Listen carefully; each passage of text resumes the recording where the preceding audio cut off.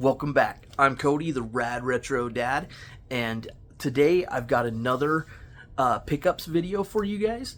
And most of these games are recent pickups, but some of them were given to me, and some of them I've picked up at yard sales and thrift stores, and just haven't had an opportunity to share them with you guys. So we're gonna go through these and take a look. I've got some kind of cool stuff in here, so let's take a look. Come on, let's all go to the Rad Retro Show. Master of the Retroverse, he's the Rad Retro Dad. He's the Rad Retro Dad.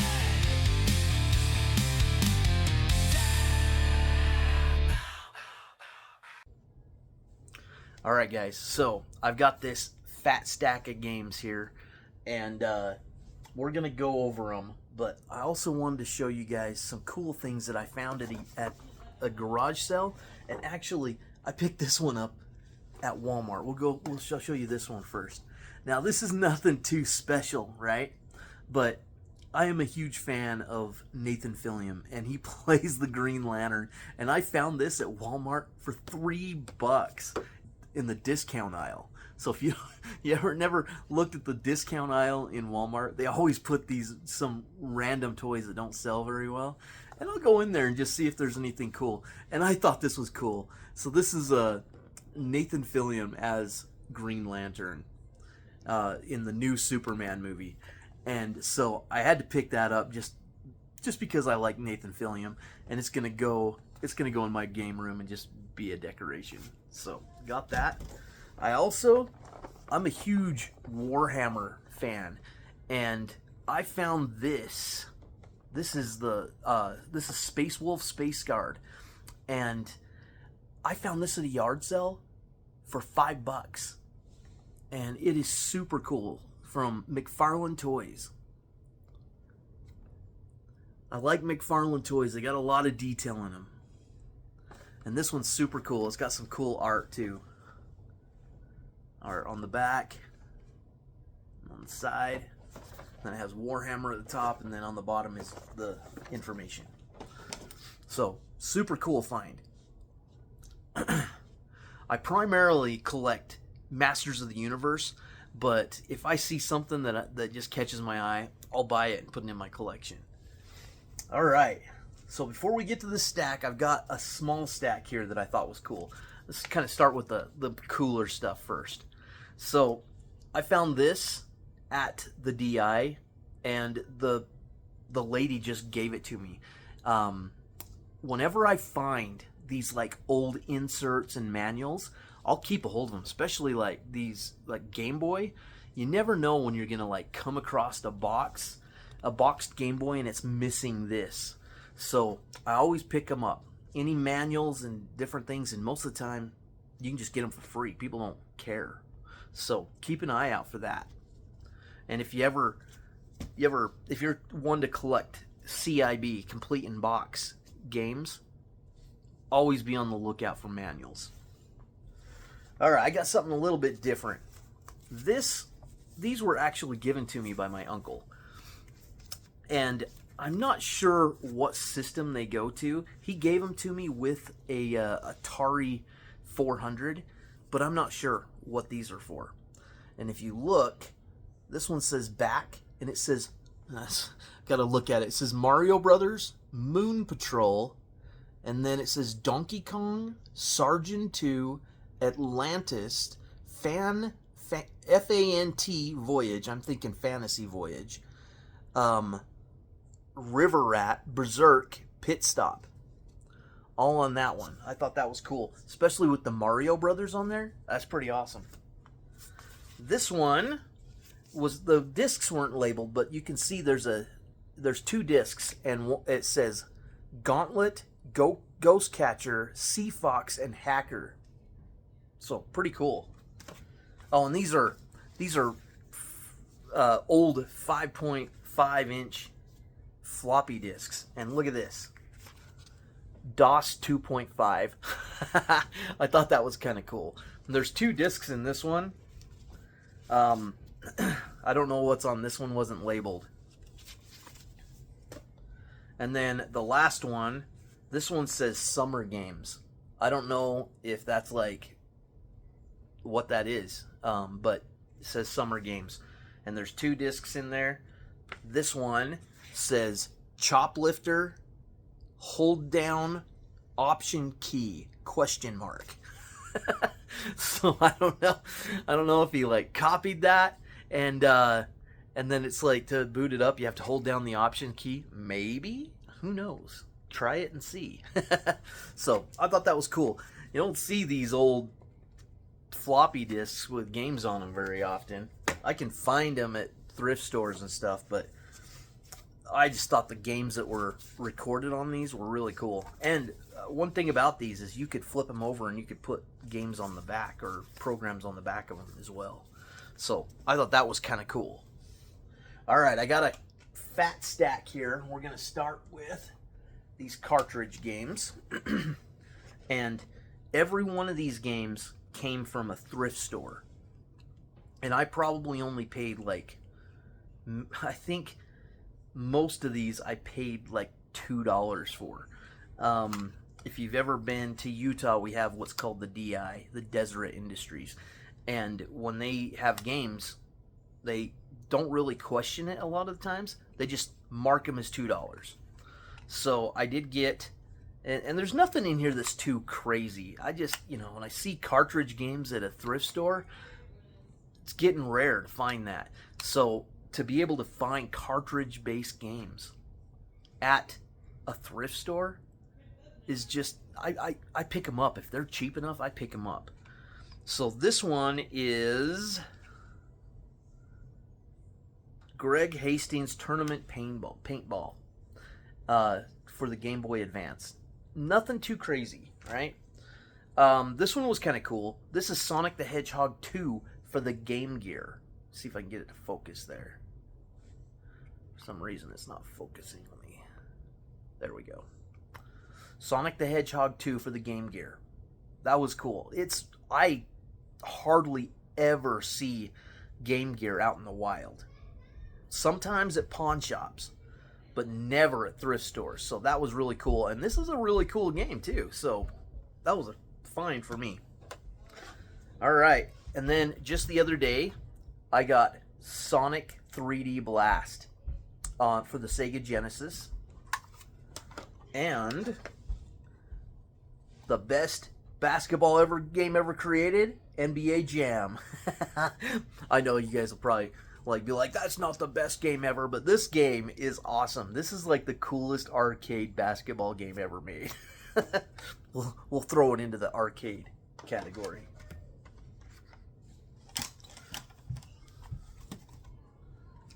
All right, and then I got some Super Nintendo games.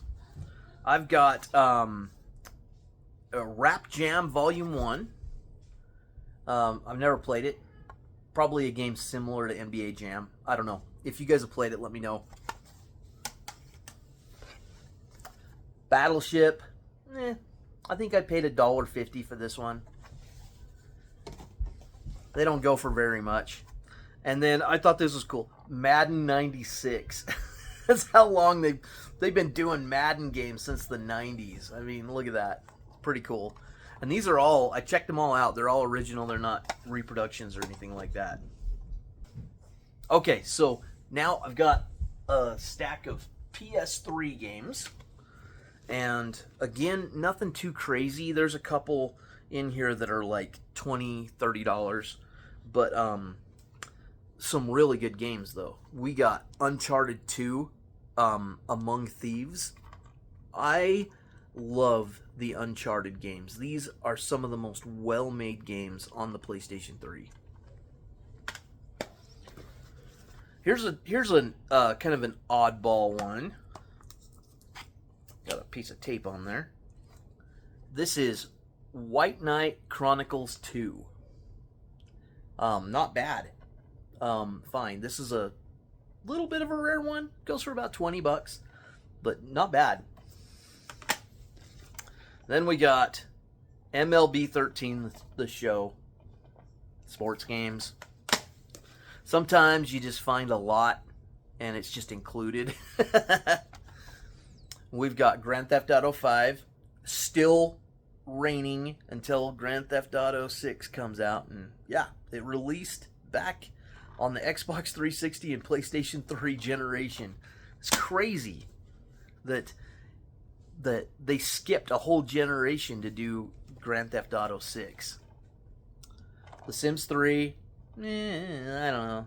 I'm not really into these games, but I know there's a lot of people that love the heck out of these games.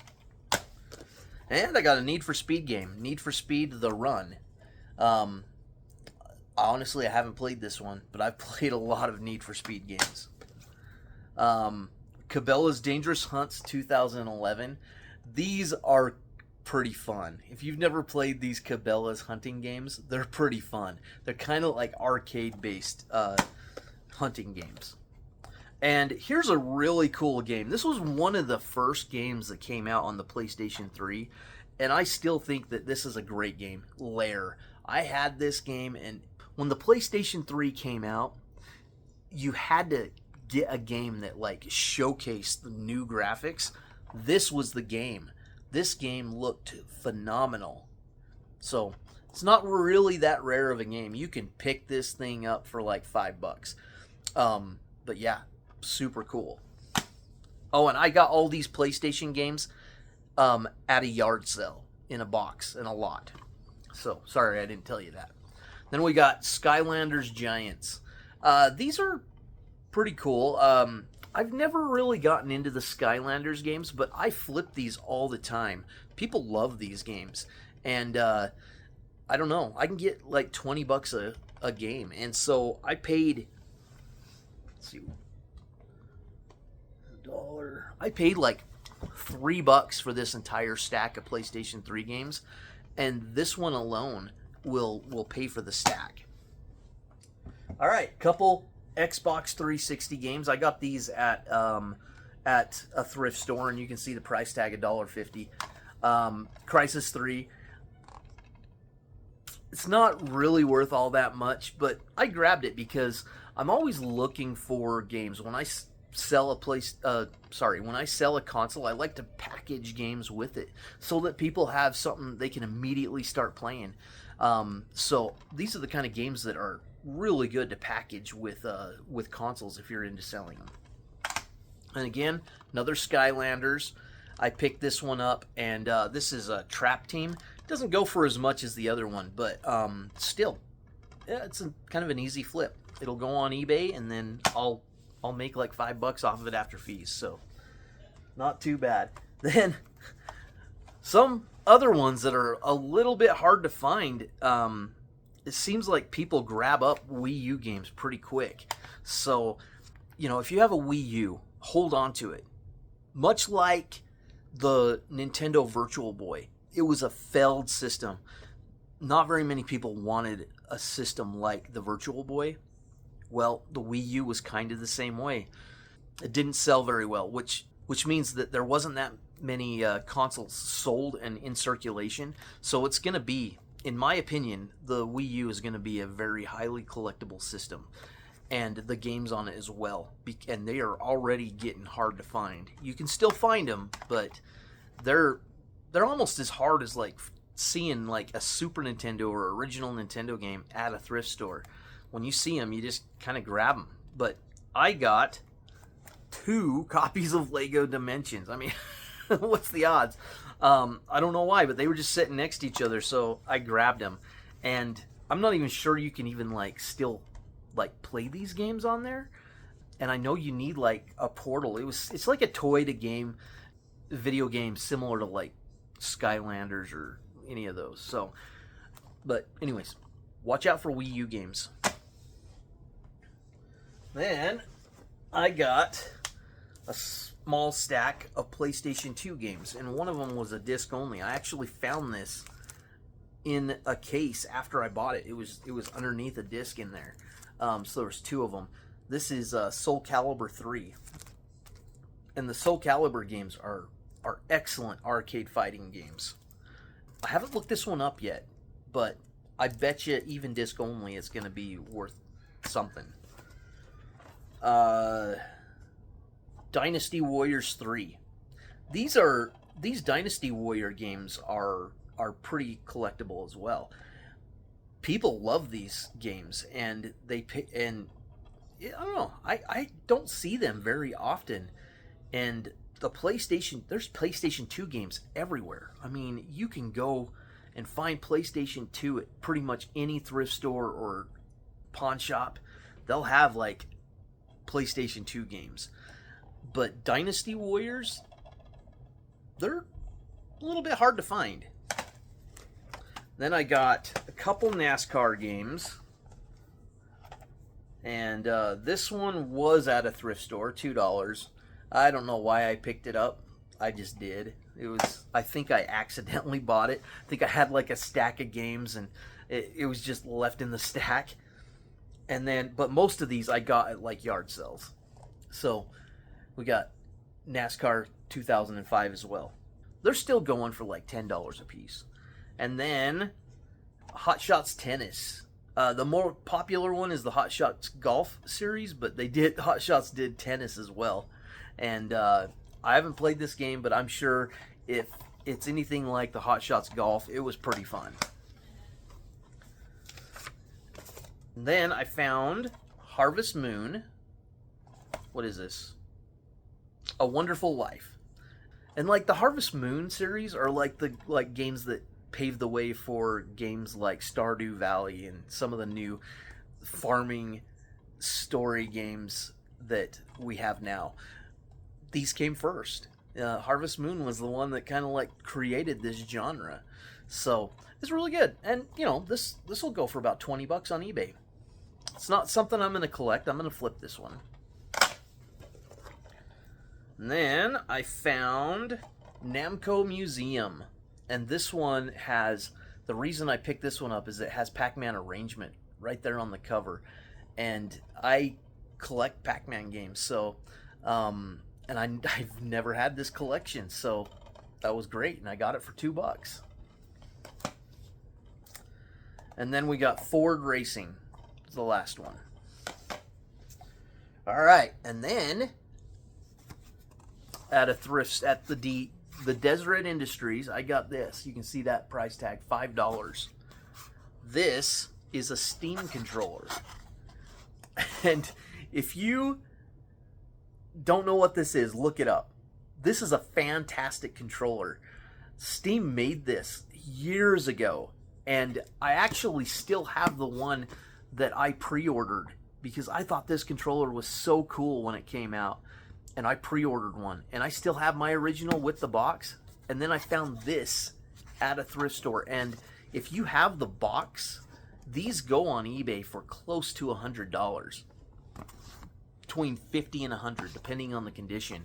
And if you have one that is sealed and not open, and it has there was like a sleeve that went around this. If you have one like that, these are a couple $100 on eBay, easy flip. So I keep these for myself. I have a Steam Deck, and I use these on my Steam Deck. They're still supported on there. And they're fantastic controllers, especially with what makes them so unique is these touch pads right here. They act as trackpads like a mouse. And so you can program them to whatever you want. And on the Steam Deck, you can program them just like you do the trackpads that are on the Steam Deck itself. You can totally customize this controller to work however you want it to within the parameters of the options it has available. But this is a great controller, and I still use it all the time. And my kids use this when we're playing the Steam Deck. It's the only controller that just like connects to the Steam Deck without any hassle. And I love it. So you see these, pick them up, and to find one for $5, I mean that's great. All right, last but certainly not least is just an NES, and I pick these up every once in a while because people love them, and you know I'll get a few of these around Christmas time, and I will sell them locally, and But I got this one because, I mean, look at this sticker, this Mario sticker on there. That's like old school Mario, and I just thought that looked so cool. And I got this for really cheap. They said it didn't work, and it didn't. It turned on, but so the Nintendo has this thing. You push it and it'll hold down. What was happening is it wasn't catching. It wouldn't hold. It wouldn't stay down. And there's a little wire, or a rod or something that is about this big, and it will catch. So it kind of goes up and hooks like that.